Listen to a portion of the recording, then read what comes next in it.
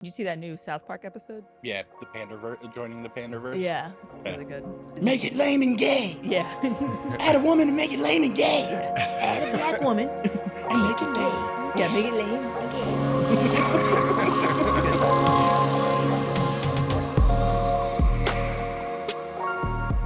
gay. Hey everybody, this is the Turtle Reese Podcast. I'm Clay Foreman. I'm Melissa. And we're going to be talking about the Sandman comic book today. Volume 1. Volume 1, my favorite comic book of all time. I think it probably changed the comic book industry from failing to coming back up. But yeah, because they added sex and rape and all that good shit. That's why. Yeah, eyeball eating. Yeah. And all that shit. What years, what decades were those? Because I feel like I remember that cultural shift from comic books going from these sort of slowly growing irrelevant cartoonish strips to something that was like darker and more adult. It was released in 1989. Yeah, that makes sense. So yeah, it was like right after they have like the gold age of comics and the silver age. It was like right after the silver age of comics where people were like, oh, shit's getting redundant and stuff. And then Neil Gaiman was like, well, it was really Alan Moore. And then Neil Gaiman came in and joined Alan Moore's like with Swamp Thing. Mm-hmm. Neil Gaiman jumped on DC Vertigo, which is what was releasing Swamp Thing. Mm-hmm. And that's what Sandman's released on. And he was like, oh, I'm going to do some crazy shit with this. So, yeah. Yeah, and it shifted everything. Because I remember as a kid growing up, all the comic books were pretty racy. There was Hellraiser. No, is that the name Hellblazer. of it? Hell... With John Constantine? I don't think it was Constantine. No, it was the one, it was the black guy cop who went to hell. Spawn. Thank you. Yeah. Spawn. That was super dark and pretty evil. Yeah, that was Spawn. Another good one. Robert Kirkman. He did The Walking Dead. Mm-hmm. He also did Invincible. Yeah. Then there was The Watchmen, right? When did that come out? Yeah, Watchmen was great. I forget when that one came out. Yeah. Well, that's fine. Yeah. Well, but the point is, all of these comics just shifted the cultural perspective about graphic. It started to get called graphic novels probably around that point. Yeah. And everything changed. To me, there's no real distinction. It's like comic book is a graphic novel. I feel like graphic novel is just a comic book with some more words. That's basically it. That was my perception of it from the beginning. I was like, this is a comic book with more words. Nice. But yeah, you said you wanted to discuss I have a fairly large scar on my head. And, it's not a scar yet. You gotta take care of it. It's a pretty big cut. Or was. Let's see. Yeah, let's see it. Let me see. Oh, goddamn. You'll be okay, but damn, dude. Yeah. All right. So yeah, Halloween, I went a little too hard and I decided to drink. I was 7 drinks in, 5 bowls deep, 4 grams of mushroom chocolates, and 1,000 milligram THC chocolate bar I ate all at once. You were bowls deep in all that shit. Just bowls deep. Oh, and spaghetti. Don't forget the spaghetti because some people think it was the spaghetti that made me pass out. No, that's totally... No, for real. Yeah, you might be right. Carb overload. You know what your problem is? You got too much hubris. That's what your problem is. Too much hubris. You were like, I can outdrink everybody. That's why you always had that kind of vibe. Like, oh yeah, I can hang more, and nobody can hang with me. And now this is what happens. I mean, I still think I can. You can. But you still gotta watch it. You know. I think most people would have been out like half of what I did that night. That's true, but they would have woken up with the same fucking ding on the head. So does it make a difference? I don't think it would. And listen, I'm saying this as someone who has done what you did. I'm not even coming from a place of like I don't relate to that. I have done what you did. This has happened to me before. This happened on my birthday. I don't know, like 10 years ago, and I wanted to go hard. I was like, yeah, I'm going to fucking party. It's my birthday. I want to do shrooms. And then people just started giving me drugs just left and right. I'm like, yeah, I'll take that. Right. And people started giving me free beer. And at the time, I wanted like the thickest, grossest kind of beers. So they would just give me all those gross like oat stouts, which is stout, upset IPA stomach bullshit. Fuck that. Yeah, and then people were giving me like pills, right? And like, hey, smoke this, and I'm like, yeah, I'm cool, and this is all in preparation for taking mushrooms, right? And then somebody gave me a dish of greasy fries with cheese, and that's something about the food with the substances. I think it's if you suddenly find yourself just bowls deep like you, and then somebody offers you like greasy carbs, I think that is the catalyst. I think it sets off a chain reaction because then I started to feel not good. And then I took the mushrooms. I went to this friend's house. We were all going to watch Casper the Friendly Ghost, right? I was like, I got to pee. I stand up. I just passed out. My head cracked on a bench behind me. I was just out cold. And then my friend slapped me awake. I thought he was a cop, right? And I'm like, I do that, I'm okay, officer. No, I'm pretty sure for me it was the 1,000 milligram THC bar that I ate all at once. Yeah. I think that one, because that was like right at the end, like 30 minutes before I passed out, and it was like I was just like, fuck it. What, like everything else I was pacing out. I was doing 1 gram of mushroom every hour, and I was drink every hour or so and shit. I was pacing everything out, and then that chocolate bar, I was just like, fuck it, I'm gonna do 1,000 milligrams at once. And then I just conked out. And then even whenever I woke up, Brandon was like having to hold me up at the bar. I was just like fading over and over again, and I'm like, yeah, that was probably that for sure. You want some THC chocolates? You asking me right now? I have some at home. I can get to you. No. You don't have to eat the whole bar at once. I can't do THC. You know me. I do mushrooms. That's it. You never tried like a Psychedelics. Slight edible before you go to sleep or something? I tried an edible one time, and for the whole rest of the day, people had to carry me around like I was a mannequin. And I had to do stand up. It sucked. I felt like I was moving underwater. I'm like doing crowd work and shit. It's stupid. Oh, that's what I was saying. Do it before you go to sleep. I asked this one guy. I was like, hey, you have nice dimples. And he's like, thanks. I was like, how long have you had them? And I meant it. That's how fucked up I was. That's how messed up I was. Hey, not every dimple is... I waited for an answer.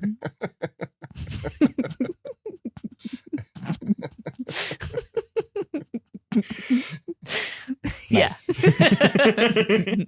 I can't do them. Maybe there's a type. But then here's the thing. Even the kinds that don't give me anxiety, I have a problem with those for different reasons, because I actually am uncomfortable by the fact that they take away my anxiety. I don't like it because it's artificial. It makes me feel like a sociopath. Like I become sociopathic. Like I look at people, I'm cold. You know what I mean? I become an asshole, and it's not good. Become. No, I am one. That's what I'm saying. I'm saying, look, if I didn't have this like all-consuming anxiety that I'm gonna hurt somebody, I would not be nice. You know what I mean? Because I'm a fucking dick. I'm not a nice person. You know what I mean? And because I know that, it terrifies me. So I'm always like, you okay? You know, like, yeah. And I hold back, and I will say things because I can say really mean shit, right? People can hurt people. I don't want to, I'm a fucking asshole. I'm not going to do it. So when I took a whatever, sativa, whatever, right? And then the minute I felt that, I felt like I was just looking at people, and I was like, you're nothing. I was like, anything they said, I was just like, this is petty. Like, I'm uninterested in you. Probably weren't wrong. That's the thing, though. But I'm not wrong. But nobody needs to hear that, right? People just trying to get their DoorDash, right? And whatever. Like, they don't need me there going like, how do you live with yourself? Like, I can't. You're dropping it at the door. Yeah. I can't. I don't want to be that person. I would be that person. I'm not nice. So I have to. So I need the anxiety. It's like it's a gate. It's a fence around me. Okay. Yes, trust me. I'm not a nice person.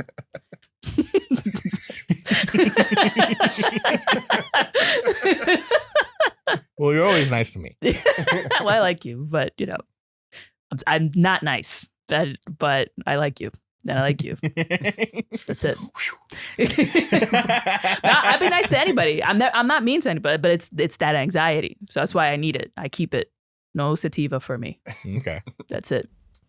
But yeah, back to the book. I guess.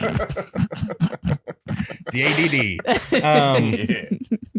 So yeah, one of my favorite parts of the whole story is the Dream Vortex kind of arc with Rose Walker. Yeah. That one was great. I love that whole with the Fiddler's Green, the Corinthian. The guy with teeth instead of eyes. Yeah. Instead of eyeballs. Wow. Yeah. Yeah. He's like the original nightmare of serial killers and shit like that. That serial killer convention was crazy. Well, yeah, but it was spelled cereal as in cereal box. So there's like a cereal convention. Yeah. And that's the whole joke, right? So even serial killers, they love puns, right? Yeah. They just love them, right? And everybody likes existing under this verbal irony. And so they're at this cereal convention and they're just all going to different panels to hear discussions about various serial killing topics. Yeah, like the religious ones. Yeah, like the Jesus one. Like Jesus told me, so obviously, right? Yeah, that all women's killer panel. And the all women's kill. Yeah. It's like gender diversity and serial killing. Wow. It's like, I kill, I'm not just some black widow. That's a stereotype. Right? Yeah. It's like, I'm a fucking murderer. It's like, yeah, you go, girl. What? Girl boss serial killer. Right. Yeah. It's interesting because in that storyline, it basically culminates with what you discover is that the serial killer convention is kind of the thing that it's brought about by the Corinthian, who is a nightmare character from the dream world. Yeah. Right. So it's almost it's this malignant dream character that's manipulating people into thinking that they are soldiers of darkness. That's what he says in the story, in the plot. Right. And then there is one character that's a serial killer that Neil Gaiman tries to write as like more fucked up and self-aware. He's just sitting there like, I don't know, man. I just get off on it. I feel like I just want to talk to somebody. But like nobody wants to listen to him because he's just lame. Yeah. Right? He's like a lame-o. He's like a bitchy serial killer. That's annoying. And then at the end, the Morpheus character, the Lord of the Dream World, right? He comes and he basically reveals to them who they really are to themselves as their punishment, and then he takes the Corinthian and he's like, come on. Yeah, they're all living in this fantasy like for some reason that what they're doing is right. Yeah, and it's so righteous. That's the fantasy that they've created, the story that they've created in their head, and he just takes all that story away. He's like, no, here's what you really are. Here's a mirror, and then they just walk away. In the show, there's a Netflix show based on this comic. In the show, they all just basically go into their cars and commit suicide. Oh, do they? Yeah. They all just go and kill themselves. That's appropriate. I suppose. But see, that's a literary device, right? And that's like a person watching the show and they want to give you something that'll make you feel morally good. Yeah. In the comic, they just kind of walk off into the night. Isn't that kind of interesting? Yeah. So he kind of serial kills all of these characters for the stimulation of the audience. Yeah. So you know what I mean? It's like we're all engaged in this murderous lust for death, one way or the other, right? Yeah. So in a way, the audience feels self-righteous about these people killing themselves. Murder, right? A murder being perpetrated for their entertainment. Yeah. Right, yeah, a visual murder. It does show like the difference between like even them walking into the night in the comic book. It could be kind of interpreted as like them going off and killing themselves. You could kind of interpret it that way. Now everything has to be kind of spoon fed to people so much that they're like, we're not even going to leave any chance there's any question. They kill themselves. Well, like, because one of them shoots himself in the head in his car, and it's like, okay, all right, they have to. Nowadays, I feel like they have to ramp everything up. They can't leave anything to question. Well, I think what the thing is what's happening is that they want to have moral absolutism, right? You want to always be clearly, morally, absolutely correct, in quotations. And for that scenario, for a crowd of people sitting in their living rooms watching this show, the moral absolutist position is like those people should fucking kill themselves. Yeah. And what I'm saying is those people sitting on that couch are fucking shitheads also, right? Because I don't think that they should necessarily kill themselves. I don't know. And I don't even know why I feel that way. But a lot of people who are serial killers are sociopaths. They actually have like legitimate chemical imbalances. You could see it on a brain scan. You could see psychopathy in the brain. You can see it. Yeah. So there's something wrong. So the moral absolute position, like this is good, right? Means dick. Yeah. Do you know what I'm saying? Means fucking zilch. This is just your serial killing impulse wanting to have a safe space to see other people get murdered in a way that you feel self-righteous, which is exactly what those serial killer characters are doing in their little worlds. Yeah. Right? So what you're seeing is a mirror image when you see that person go shoot themselves in the head in that show. You see what I'm saying? Yeah. Because everybody here is bad. Humans are not good. You know what I mean? Like we're good and bad. But we are all killers. We all have that shit. And some people have a chemical fucked or they're fucked up from their childhood or something like that. But I've seen videos of interviews with sociopaths who okay, there's this one that I saw. It's this black guy who basically, because he was talented at killing, just fell into organized crime. He was just so amazing at it. He was a talent that people would just hire him and he could charge a premium because he would just go fucking kill people. He didn't give a shit, right? He'd go through, like some guy fucks with his girlfriend, throw her out the fucking window. You know what I mean? After he shoots him 5 times in the kneecaps, right? And he was just good at it, right? He went to jail. He finally got caught. Eventually he got released on good behavior, long period after, because they couldn't prove a lot of those murders. But he murdered hundreds of people. This is a prolific killer. And now you know what this guy does?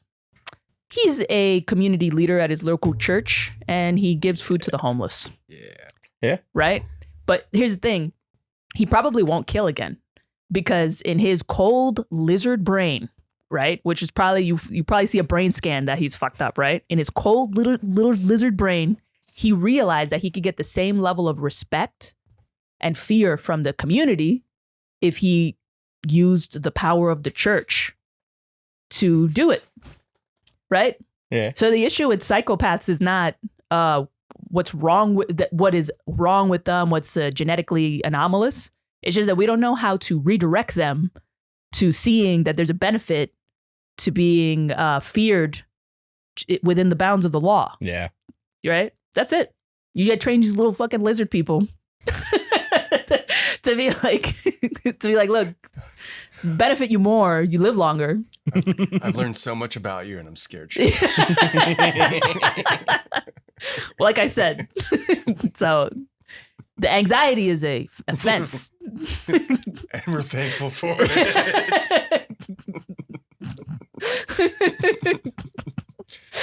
Well, I don't think I'm a psychopath. But I don't know. I have always seen that. I think it's because I grew up in the Bronx, right? I think it's like you grow up around violent people. You start to see that there is no difference between those people and regular people. It's circumstance.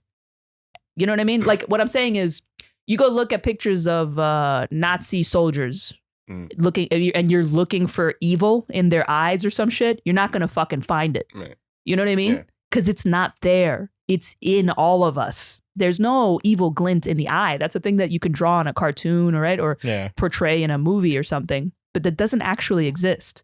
It's just us. Yeah. And it's almost worse.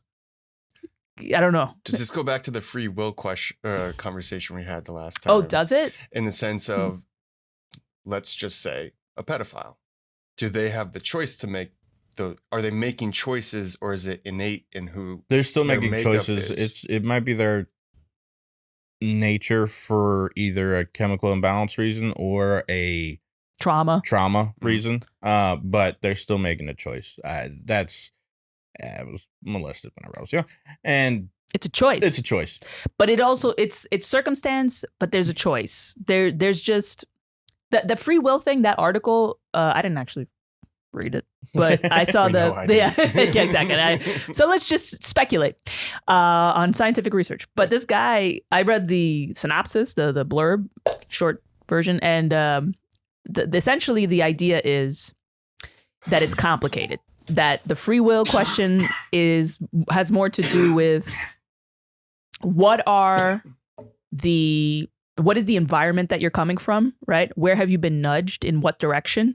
And it's in terms of that, like it's more like a boat, a large ship moving, right? So you nudge it this way, because he was saying that basically like you have to change the circumstances and your influences and all that for you to then change what you might decide later on. Yeah.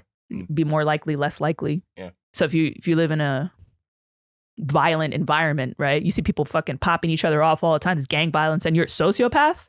You're in your element, right? This feels like home. Yeah. Feels like you know what to do. Yeah. And you're gonna do it. Yeah. Right. But if you're surrounded by, I don't know. I don't even know what. I don't know what would make a sociopath not want to kill. But whatever that is. Just like a nice, peaceful little community. Well. Yeah, I guess, but there's like John Wayne Gacy, right? There's all those guys. A peaceful community where they're like actually receiving like, like somebody comes to visit and talks with them like, every day or so, that like they're actually part of the community, actually feel like they're involved in shit. Yeah. Not just in the community. And Catholic priests. Right. Yeah. I mean, yeah. What's their excuse? Right. I feel like that's just at the far end of having too much power and then being like, okay, well, that they're like at the top of that little community structure, and there's that sociopathic part of them that then takes a hold and is like, well, let's see what else we can get away with. Well, I think, yeah, maybe, but that's saying like that's that whole absolute power corrupts. Oh no, power corrupts, right? Absolute power corrupts. Absolute power, yeah, the absolute power corrupts absolutely. But I think there is another aspect to it where you got to think, does it just corrupt, or are corruptible people attracted to power? Right? Where, you know what I'm saying? Yeah. So a Catholic priest, it's like teachers, right? CEOs. Yeah. They're supposed to be majority psychopaths or sociopathic. Right. In ways. Yeah. But see, that's sociopathy being used for our benefit. Not in a way that we may like, right? But it is, right? Because their success, their growth of their corporation benefits everyone who's employed there, everyone who gets medical benefits from being employed there, right? All of the profit and where that goes, right? And it just contributes to the economy, right? And if you just keep this person within the understanding of like, don't go beyond that, then that's okay, right? You can't have a nice person work in finance, for example. You can't. The whole country would fucking collapse. You need killers. Oh, you just do. This is like that scene. Devil's advocate over here. It's not the devil's advocate. Well, it's just what I say. The way I see society is that whether we like to admit it or not, right? We are a group. We have a group dynamic where we push people towards where they are most efficient and where they can most benefit the group as a whole. We just do that, right? Even the prison industrial complex. That's that in a fucked up way. If you think about it and you think about what really happens to those people in there and who they actually are, if we're being honest, right? A lot of these people, like low functioning, right? And it's in the sense that like it's hard for them to figure out how to navigate this fucking society and be successful for whatever reason, right? Low functioning. Eventually they go to jail, right? Because they make mistakes, they end up in jail. And also a lot of them suck as people, right? Let's not forget that. It's not Shawshank Redemption, okay? Yeah. Not everybody. But it's like, they did it. Like, I hate when people, cause I have a joke about my brother being in jail and people get all tense and it's like, they did it, right? A lot of them, that, right? What are you doing? And, but they just end up there, right? And then they are immediately exploited by that system in so many fucked up ways. Like the families that go visit the people in prison, it's like being at an airport. Everything's at a premium. You got to pay out the ass for everything. They monitor. Yeah, you do. Yeah, literally out the ass. They monitor everything that goes in and out. They'll confiscate half the things. Some of them will just take what you bring your son, right? Yeah. And then on top of that, you work for less than minimum wage, right? You're getting exploited. But this is an efficient system of exploiting low functioning people. And that's actually probably what they're worth in the job market in a fucked up way, right? And I'm sorry, I'm just saying it like honest, right? And it doesn't make it morally good. It doesn't make it right, but it is interesting, I think, to see how, without even thinking about it, we created this efficient little industry for low wage labor. When we tried so hard to have a minimum wage, it means fucking nothing. Yeah. Right? Yeah. That whole conversation about the psychopaths and like making people do it's like the scene from in the diner with Dr. D. Yeah. Yeah, where he's just literally like making this group it's a character in Sandman. He has this power of this amulet to basically make people dream whatever he wants them to, and he just traps these 8 people in this diner and start making them do the most fucked up shit, like eating themselves, eating each other. At one point he just makes them act like animals, and then he makes them fuck, and then he makes them fight, and then he makes them fuck again. Like it's wild. And he just makes them tap into this more primal violent self. And then for a second he like gives them back their consciousness, and they're just like, why are you doing this to us? And then he just like takes it away again, and it's like, holy fuck. Like it really is like a kind of real quick glimpse into just a psychopath, like if he was given all the power in the world for like 10 people. But then in that story, Morpheus is also he just kind of returns him to the psych ward because ultimately he's like this crystal warped his brain. It was all trauma. It was like you didn't bring this on yourself. Well, he kind of did. He did mess with the amulet, but it was like a child's mind that was still kind of fucked with. So he's like, all right, we'll just return you back to Arkham Asylum. Nap time. Nap time. Yeah, it's good. But anyway, that's just the thoughts that I've had about psychopaths. That's what I think. I don't know. I don't want to think. I don't like thinking in terms of moral absolutism, right? I don't like to think that something is right or something is wrong unless it is, unless I can come to that conclusion myself. I don't like when people try to tell me what's good and what's bad. I hate that. All right. Would you, going back to the book, would you, if you were Nada, the woman in hell, would you have went with Dream? Would I have banged him or stayed with him or whatever? Stayed with him, married him. I don't know. Probably. It would have. If I hadn't met Gene. I mean, this is prior to meeting Gene, right? This is assuming you're the queen of the first African nation, and you know that getting married to Dream, you're going to be the queen of all of Dream World, but your entire civilization gets wiped out. Oh, probably not. You wouldn't? No. I wouldn't want to do it. I wouldn't want to do the right thing, but I also don't want to have to live with it's like, I got this guy, he eats pussy like a dream god, right? Wow. But then a million people died or something. Yeah, okay. I guess not. It was, whenever he went to hell and like the first time I read it, and all of a sudden this chick in hell is just like, oh, you remember me? And he was like, and it switched the view from her to her view, and she's seeing him as like this dark, like African looking god thing. I'm like, okay, that's a cool little, everybody sees him different. And then they explained that whole story. I was like, oh, okay, they're gonna go deep. Then they had the dream of cats. Oh, the cat's dream. Yeah, it is interesting that the main character, Morpheus, the Sandman, looks different to different ethnic groups, different cultures, and different species. Because there's a Martian who sees him in its own way. Yeah. And so the cats, I guess the cats also see Morpheus as a big-ass cat. Giant dream cat. Right. Yeah. Who gives them the solution for being subservient to humans. Yeah. And also tells them that cats used to be they were giant bigger than people and eat cats, them. And humans were like this tall, and we would groom and take care of cats who are our lords and everything. I feel like you like this. I feel like you like this reality. Like you prefer it or something. I would like a dog reality more. But you want big dogs? I would love big dogs. Dogs Are just retarded wolves. Yeah. You know how they are literally much easier they would be? We took wolves and we made them. Yeah, we made them slower and dumber. Yeah. But you know how easy it would be to like just be like a dog, like giant dog groomer and like do you know what dogs you don't want that.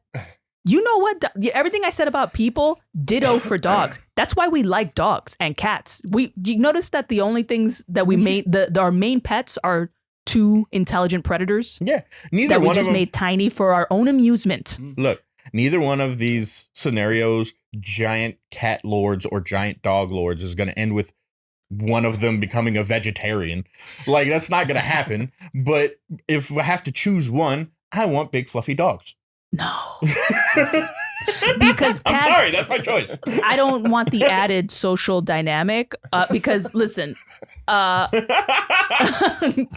least the cat, there's no bullshit, okay? The cat is going to eat you, right? And so stay away from the cat. So at least you know that. But a dog, well, no, in this reality, they enslave humans. Or not enslave, but they turn them into servants and shit. Yeah, but a cat. So we have to be around them. Have you seen a cat eat? Yeah. Okay, when a cat or a big cat hunt, right? What do? They choke it out. They choke out the thing until it loses consciousness, and then it eats it. Yeah. That's the best case scenario of being eaten in the wild. Okay, that is the best, most merciful scenario where something lets you lose consciousness before it eats you. That is the best you can hope for. Dogs like to rip things apart for fun together as a group. Like they think it's really funny and fun. Like you see a dog play catch or frisbee. Imagine that, but it's tearing off like strips of your flesh with its buddies, right? Yeah. That's I don't want that shit. I don't want some fucking. Look, I gotta rip my arm off and go fetch, and then I gotta try to run away. No. Look, I just want to ride a big, large dream hound. Okay, that's it. But all right, man, it's your funeral. But yeah, bears will just eat your asshole out. Yeah, till your intestines bears, spill out. Coyotes, most of those types of animals. Yeah, they start at the asshole or the throat. Yeah. Yeah, it's very primal. Yeah, we start at the Tyson Chicken Factory. Yummy. So I think nuggets. Yes. Apparently, like eyeballs have like a good bit of nutrients from your whole body. And you know that why? I was reading the thing on Nature is Metal, and they had a video of like a coyote like just pulling out just an eyeball and it popping in his mouth, and they're like, it has like every nutrient in your body. For some reason, they have like a little bit of everything in your eye. Yeah. So it's like that's like one of the most nutrient dense things in a human body is the eyeball. So that's generally that's why ravens go for it. Yeah, but I don't want to eat an eye. I make a smoothie, maybe. I don't know. Dude, my mom, when I was a kid, she told me that if I ate fish eyes, I would be able to see again. Wow.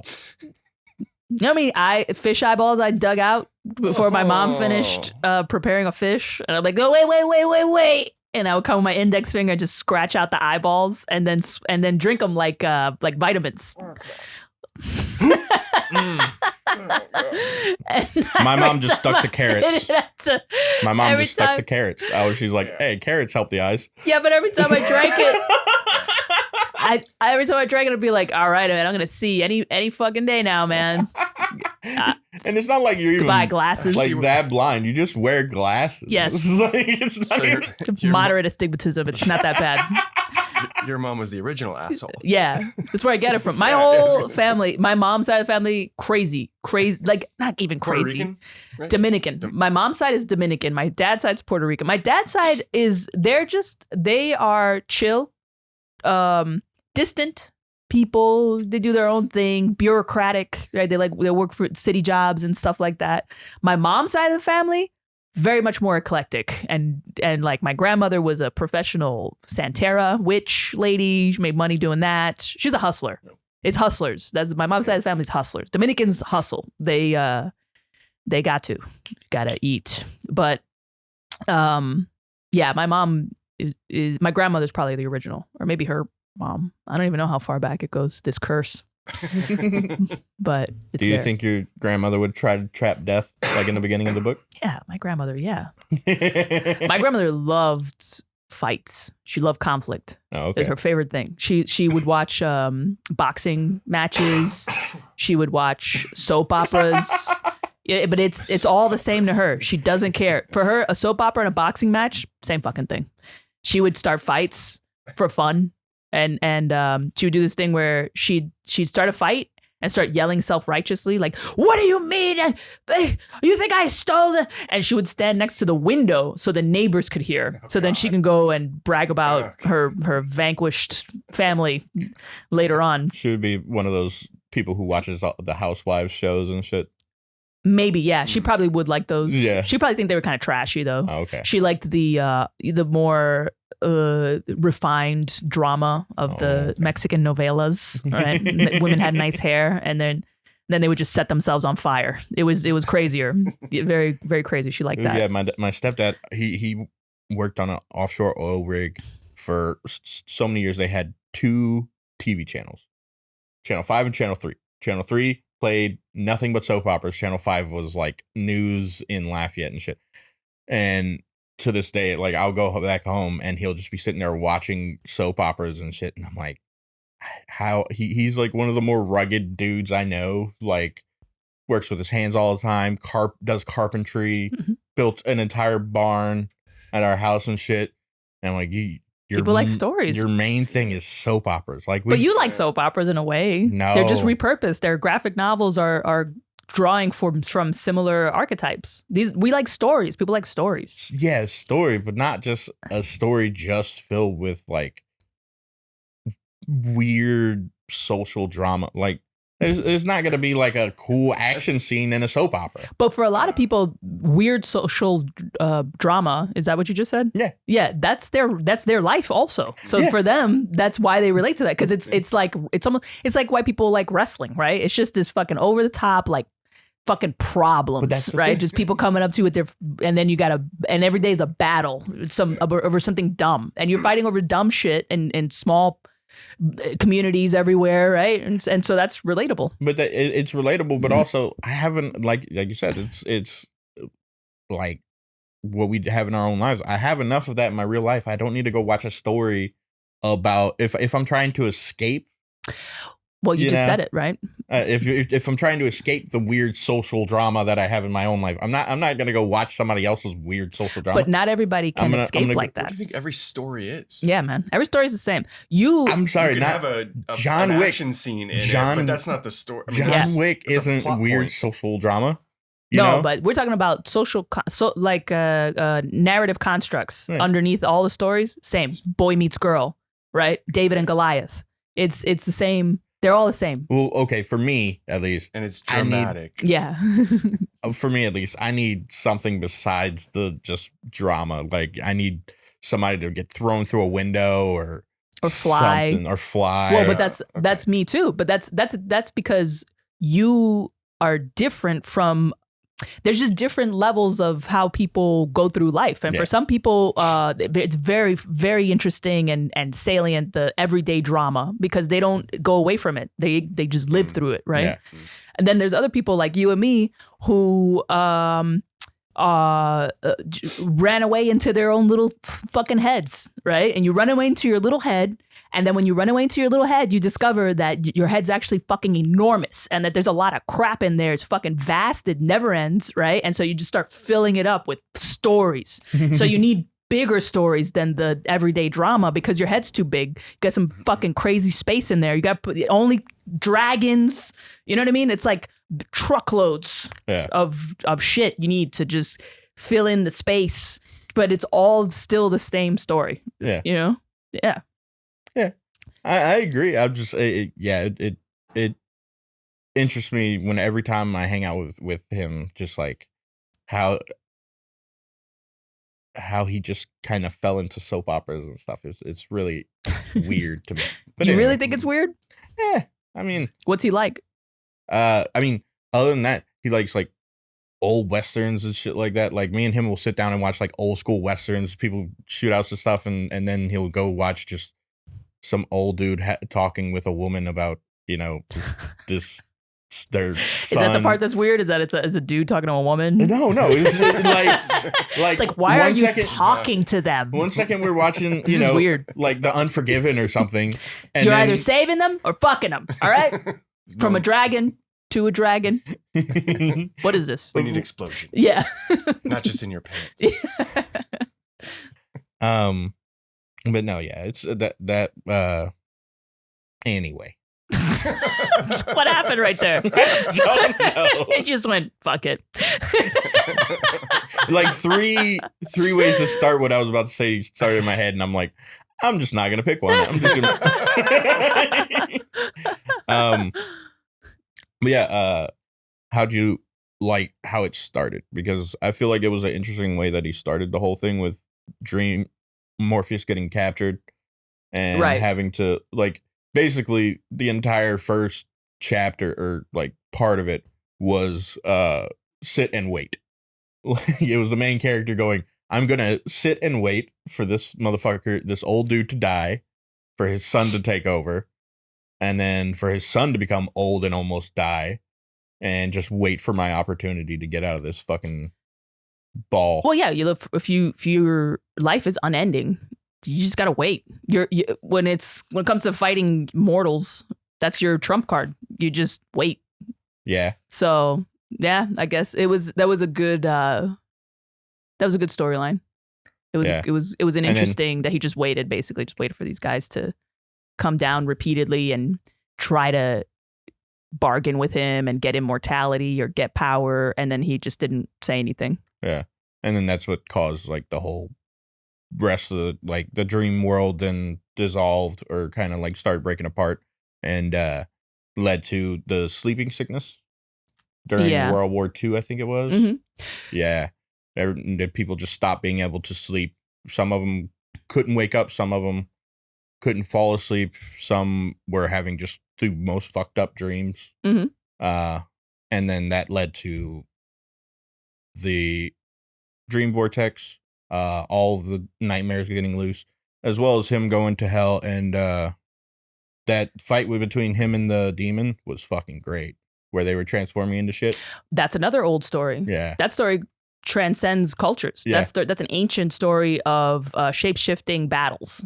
Where I become a bird, you become a kite. I become this, you become that, right? And we're wizards fighting. That Granny Weatherwax did that with the Rid Kelly in Discworld. Yes, that shit. It's really interesting whenever they get into that kind of battle. I love seeing that kind of thing because it really is like two kids like on a playground going, "Yeah, I know you are, but I can do this. Mm-hmm. Yeah, I know who you are. I can do this." You know, it's like basically. I'm an ant. I'll bite you, and then, or just like level up. Elite rock paper scissors. Yeah, right. The ultimate rock paper scissors. Yeah, exactly. Become anything. Just give your imagination free reign. Yeah.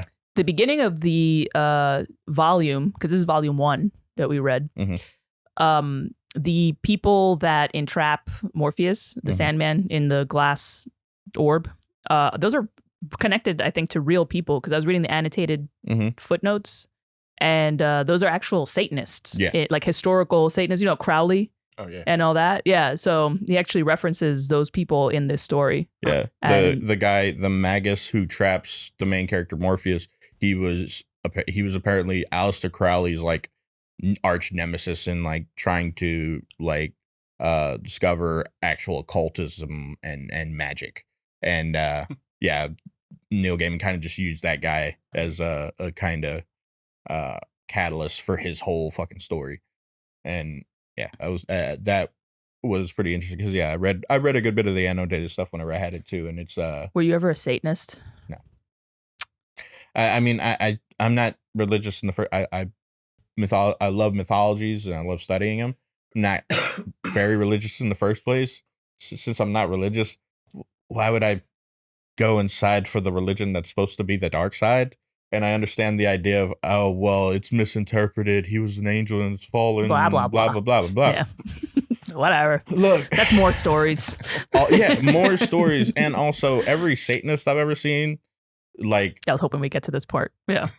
What do you think of them? I mean, like, the head Satanist dude is like this bald, cue ball looking dude who looks like a Bond villain. I'm like, don't... But they're lame. They're lame. That's the thing about Satanists. Pretty pretentious. I don't know what the first ones were like. Maybe they were pretty badass. They meant it, maybe, or whatever. But over the years, yeah, they're pretentious and lame. They're so impotent and they're lame. There's just literally no other word for them. You look at them and it's like looking at a limp dick. It's just like that's what Satanism is culturally, right? It's like religious Hot Topic. Yeah. And it's how you gonna make it really is. It's like how you gonna make your whole religion about negating another religion, right? That's lame. Yeah. Right. Very derivative. Yeah, it's derivative. And it reinforces Christianity because all you're doing is reminding people of the boundary. You're just doing what they don't do. Yeah. Right. And if you make your whole thing about not doing what you just have another set of rules. It's the same fucking thing. Right. It's the same. And then it's like, imagine you broke up with somebody, then you spent your whole dating life just doing what they don't do. Right. And like, that'll show them. It's like, what the fuck? No. And then also with the Satanist thing, it's like, we all kind of understand there's like a balance of like good and evil. Like that's like classic fucking trope. With Satanists, they're basically like, okay, Satan's not evil, but also they're not saying like God is evil. So it's like there's good, then there's minor good. Well, what's the evil? What's the evil is in how bored I am of them. That's the evil in Satanism is how fucking boring they are. That's their problem. They're boring people. They need to get away from that shit and be interesting. And that's kind of it. Yeah. Instead, they have these, like they'll do things. I don't know how to explain it, but it's like, I don't know, man. It's like watching an HR lady try to be a bad girl, you know? And it's like, we're going to have an orgy now. I'm going to make a spreadsheet. Of, you know what I mean? Of all the participants, and I'll extend an invitation formal, and we're gonna meet on this day. We're gonna have an orgy. It's like, just go fuck each other, kill a goat, you know, to suck a goat's dick. I don't know, like, dude, like, be interesting. They're not interesting. And they're like, no, we're vegan. You know, a lot of Satanists are vegan. Yeah, that is a very common thing. Really? Vegan Satanists are super common for some fucking reason. Not for some reason, because they're lame. Yeah, I like, to me, I would think protect that animals. A Satanist would be like all about, because to me they would used to be about like rituals, and, you know, sacrificing stuff, blood, magic, blood, witchcraft, shit power, like that. Power. Yeah. You'd think they would want to eat meat, you know, like we're gonna sacrifice a goat and then we're gonna go eat a steak. Salad. Right. Yeah. No. Let's some vegan tuna or some shit. Maybe okay, in the sense that vegan tuna is an abomination before all living entities. Yeah, maybe that's evil. But they're vegan, they're politically correct. They're very they tend to be very woke, right? They're very sensitive and empathetic, and they give to charities and stuff like, because they're trying to do what the church doesn't do. Yeah. Right? And I don't know. They should. I hope real Satanists come one day and sacrifice them to the Dark Lord. It's what they deserve, because they act like sacrifice them to death. Yeah. What do you think of death being a woman? Death being a woman. You know, Dream's older sister. It's cool. It's kind of like when God was in Alanis Morissette in. Yes. You know what I mean? In that movie. I did love that. Yeah, it's fine. Dogma. Yeah. That was a great movie. It's cool, but it's kind of that, and I was like, yeah, that's cool. She could be a chick. I don't care. The Death graphic novel is really good. Mm-hmm. I would recommend that. But yeah, did you get to see all the endless Destiny, Destruction, Desire, Delirium, Despair? Yeah. I don't think I saw all of them. Delirium used to be Delight. Then she went insane. I don't think I saw that one. I saw Despair, Desire, Death. Destiny had the book. Mm-hmm. Destruction is the brother that ran away. Yeah, I don't think they revealed him in this one, in this volume. Yeah. that whole family dynamic is fucking nuts. It's Mhm. yeah, desire and despair definitely fuck around with shit they shouldn't, and then death comes in and is like, I'm more powerful than most of all of you, Yeah. and she just stops it all. This seems like just like a real family dynamic.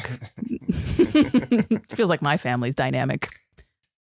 All right, well, we gotta kind of come to a close. We gotta hard out a little bit. Oh, okay. Let's do it. Cool. Wait, what time is it right now? Okay. Yep. Well, Wait a minute. Any concluding statements about anything we talked about? I mean, Satanists suck generally. Yeah. We're all kind of a little bit of psychopaths, or a little bit evil. Like we have all a little bit evil in us and can do some fucked up shit. Well, we're just human. Yeah. Complicated. All based around whatever stories we have in our heads. Wow. Not bad for a couple people who can't focus on anything. Yep. Yeah. Pretty good. All right. Well, it's been fun, Melissa. Yeah, likewise. I hope take care of your face, okay? It'll be fine. You only get one. You I'm gotta not take worried care of about it. All right. Just let me mother you a little bit right now. That's all. Maybe you should. Because I'm worried. Yeah. Just take care of it. Take care of yourself. Maybe put some ointment.